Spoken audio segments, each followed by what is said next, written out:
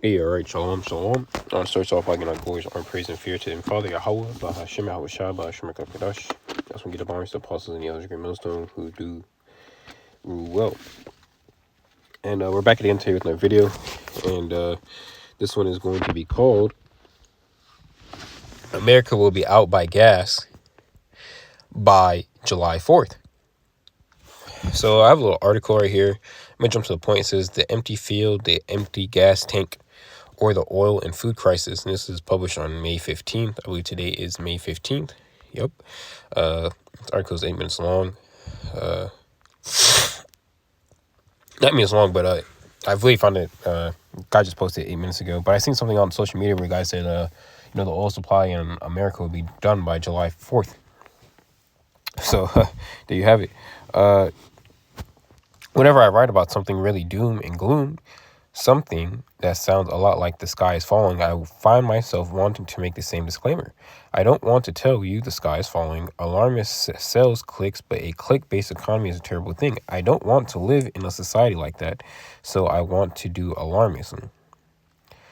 Yeah, that's what the prophets are. Alarmist. Okay, we are setting that alarm. Okay, we are blowing the trumpet in Zion. Okay, and telling Jacob to wake up. All right. Because now it is the book of Jeremiah 58, verse 1. Cry aloud and spare not, lift up thy voice like a trumpet. Show my people their transgression and the house of Jacob their sins. All right, so that's what we're doing. Okay, we're showing the house of Jacob their sins, okay, by blowing this trumpet. And the trumpet being what? The Bible. Okay, the RAWCHAA QADASH that speaks through us, the Holy Spirit. Continue on going. So, but there is a lot of cruises that might come to a head in the next few months. We might have a crises that might come to a head in the next few months. We might have the worst El Nino since 1877 or worse, pushing the water temperatures up 3 degrees Celsius. That heat wave killed nearly 50 million people worldwide. That's a death toll greater than World War I or the second or the 2/3 of World War II. The famine caused that much warming killed about 3% of the Earth's population, making it possibly the worst natural disaster in human history. A modern equivalent would be about 250 million people or so. Global society is substantially more resilient against famine than it was in the 19th century. These days, we have gotten weather forecast, which helps. And of course, the famine killed so many people because basically the British Empire killed that many people by deliberately mishandling the situation. I don't think that El Nino will kill 250 million people this summer, but disasters, especially worldwide disasters, are stress levels on the system that we have in place. And as I am sure you're aware, our current system are in trouble. Exactly. And it is in trouble. Why? Because the Lord rules in the kingdom of men. All right, and the Lord sets one up, okay, and brings out another. And the next kingdom to be built up is the kingdom of heaven. Right, and the current rulership right now would be who? The so-called white man. All right.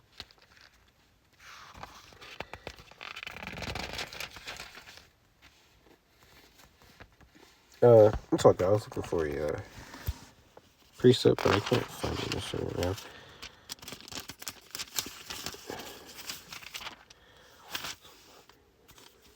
Oh, there we go. Okay, this is Proverbs 21, verse 1.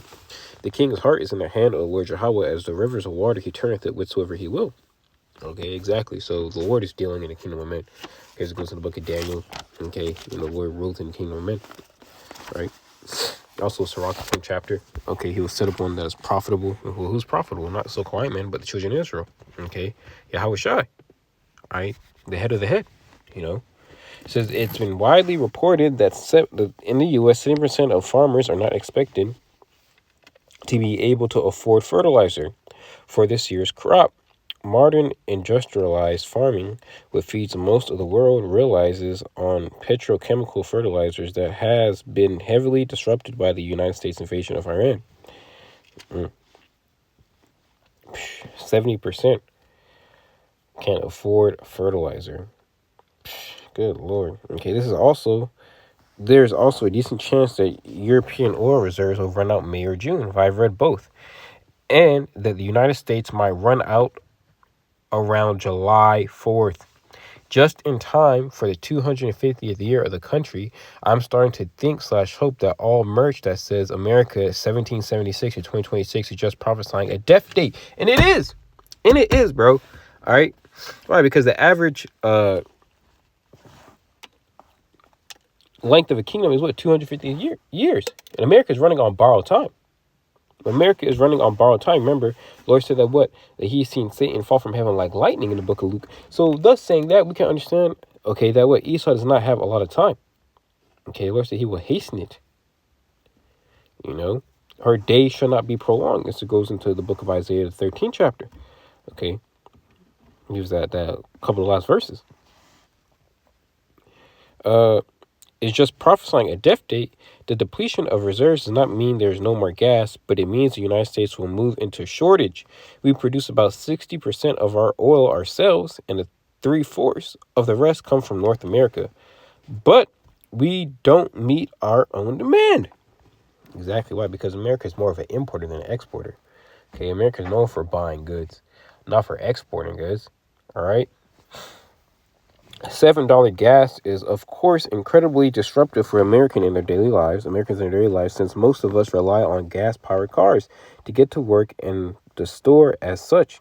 But there's also just so much oil used in food production, from fertilizers to tractors to deliver. Exactly. So things might get bad. And it's not might going to get bad. It is going to get bad. It's going to get from bad to worse. The Lord said that what? Who is it? Amos 5:14. Amos 5 verse 14, and it reads, seek good. Actually, 13.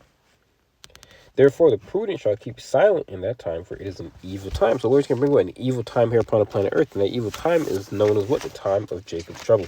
All right. Which we're in right now, but it's only going to get exceedingly worse, because this is the time that was prophesied by all the prophets. Okay. Basically, the downfall of America before it gets, before the thermonuclear missiles hit. Okay. And that's really the end all be all for this whore. Okay, and this is why you see the Lord preparing all these armies to go into the valley of YAHAWASHI or Jehoshaphat to fight World War III. This is the book of Jeremiah 30 verse 5, and it reads, for thus saith the Lord Yahweh, we have heard a voice of trembling, of fear, and not of peace. Ask ye now, and see whether do a man travail a child. Wherefore do I see every man with his hands on his loins, as a woman in travail, and all faces are turned into paleness. At last, for that day is great, so that none is like it. It is even the time of Jacob's trouble, but he shall be saved out of it. Exactly. So the elect will be saved out of the time of Jacob's trouble. Meaning what? By miraculous events, miraculous miracles. Okay, things that are unexpected. Okay, things that you can never think about is what's going to basically separate the elect from the rest. All right. Plain and simple. Plain and simple. All right. And these things are going to happen. Why? Because we're going to be within that strong tower. Lord willing, we be a part of that number. All right. Because all these great calamities are going to basically force Esau to push out this mark. Okay. Because Esau thrives with chaos. He is a chaotic man. Okay. Scriptures say when the red horse came about, which is the biblical Edomite rulership from the Renaissance to now, that what? Oof. Let me grab real quick. That what? Death and hell followed. This is Revelation 6, verse 4. It reads, and there went out another horse that was red, and power is given unto him that sat thereon to take peace from the earth. So he's a chaotic man, that they should kill one another, and there was given unto him a great sword. Okay, so Esau has taken peace from the earth. All right, correct, because he dwells and thrives with chaos, and that's one of the many ways how he's going to set up this new world order. All right, you see, so I just thought it was pretty interesting seeing that they're talking about that the United States oil reserve is set to go out on July the 4th, which that is what America's Day of Independence Day. Okay, Independence Day. These people, these crackers, they go out here, they burn their fucking fireworks. Okay, you know, they basically, you know, give offerings onto their God, which is fucking insane, because the Lord don't have his hand. Well, he has a hand in Babylon, but not how these people think that God bless America and so on and so forth. No. Okay, the Lord's main all goal for America is that he wants to destroy it off the face of the planet Earth. There's the book of Matthew 25. Matthew 24, verse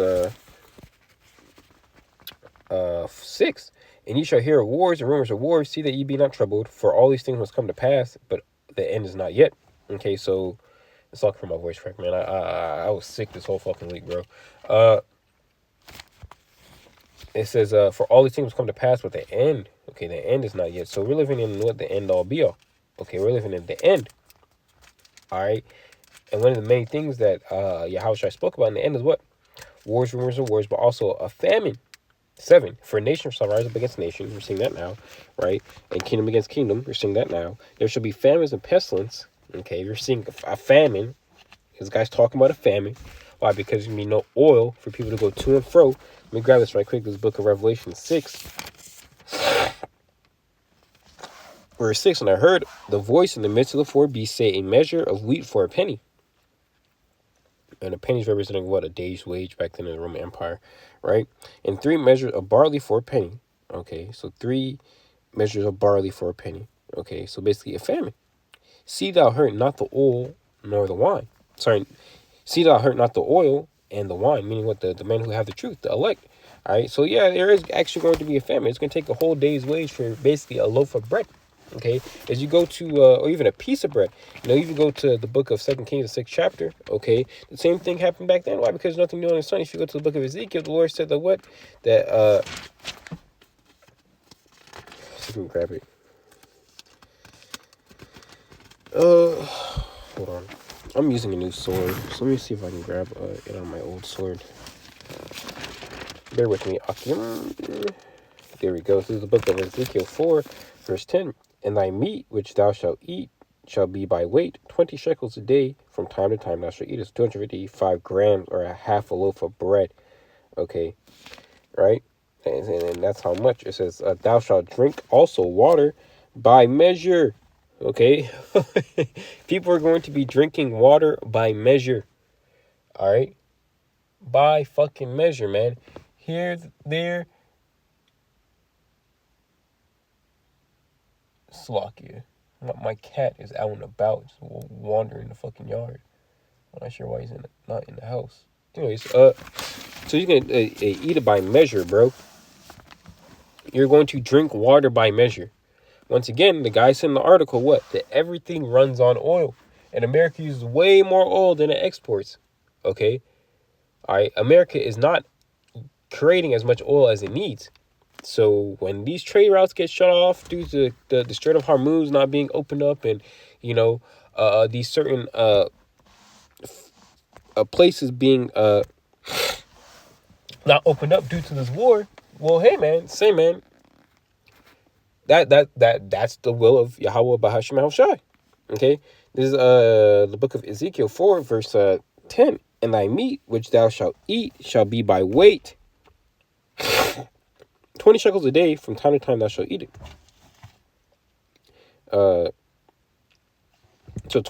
So in total it would be 225 grams. Okay, that's the weight of it. Okay, so it says 11, thou shalt also drink water by measure, the 6th part of a hin. From time to time thou shalt drink in a 6th part of a hin. I'm not sure if you ever seen those, like those water bottles you can get from Walmart, and it kind of motivates you. Okay, it's to like keep going, continue on going, so on and so forth, right?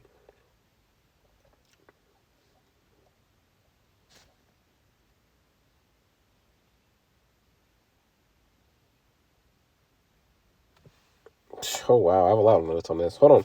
So on the 10th verse, bear with me, Akim. I might just pull up on screen so I can actually break it down as I'm going.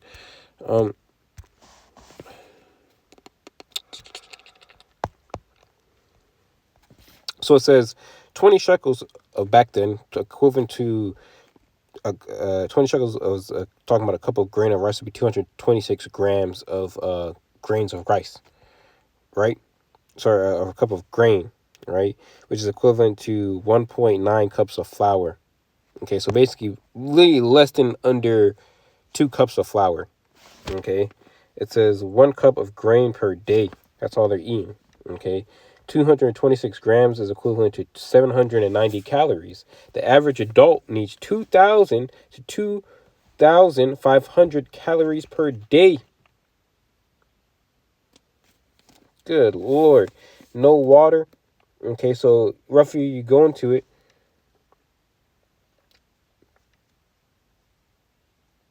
You know, it'll take the average person. Let me hit chat, bro. I have chat.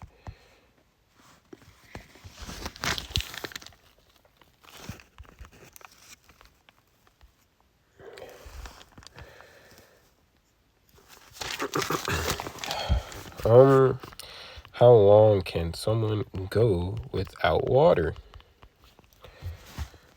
Use the chat.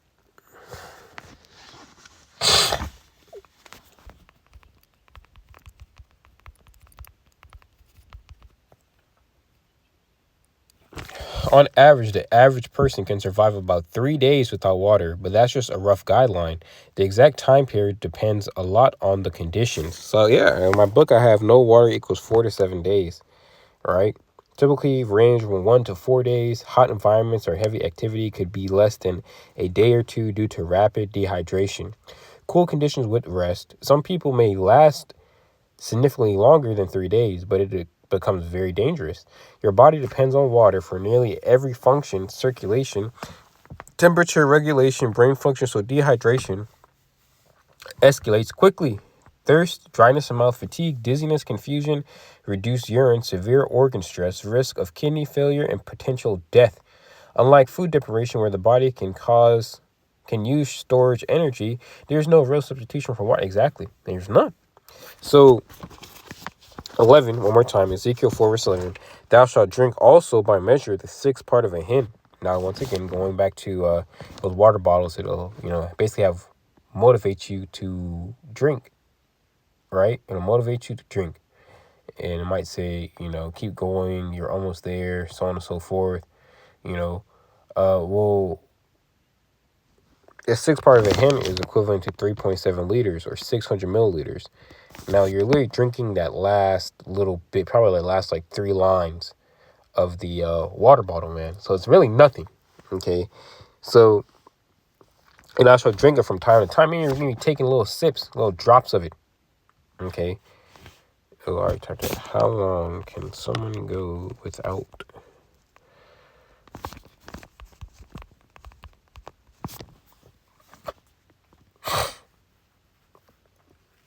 several weeks. So you can go like a month to 2 months, but the Lord's gonna have it to where you might find something to eat. You're gonna want to eat that shit, bro, because you're fucking starving, and He's just gonna prolong the judgment, bro. Hey, the scripture say it's a fearful thing to fall into the hands of living power, and this is what people are about to fall into, man. Okay, the time of Jacob's trouble. All right, we've been out there warning Jacob, okay, about times to come, and famine is going to be a very, very, very, very heavy motivator for people to take the MOT to the B. Which the MOT to the B is almost here, man. Okay, you have that old cracker yesterday. He basically said, and we're going to introduce the digital ID system. He said it, my administration. Yeah. King Charles, he said that, right? So we're very close. You can see all these laws and legislations. You can see how the famine war is going to come to pass. You can see everything. So we're living in these times. July 4th, 2026 might be the last day that America is up and running. Remember, they have that, what is that fucking movie? The Purge Independence Day. So, I might make a video on that. With that, I just want to say, call halal, YAHAWAH, BAHASHAM, YAHAWASHI, BAHASHAM, QADASH. And Lordsville, this video is edifying. Wish you all enjoyed it. Shalom, shalom.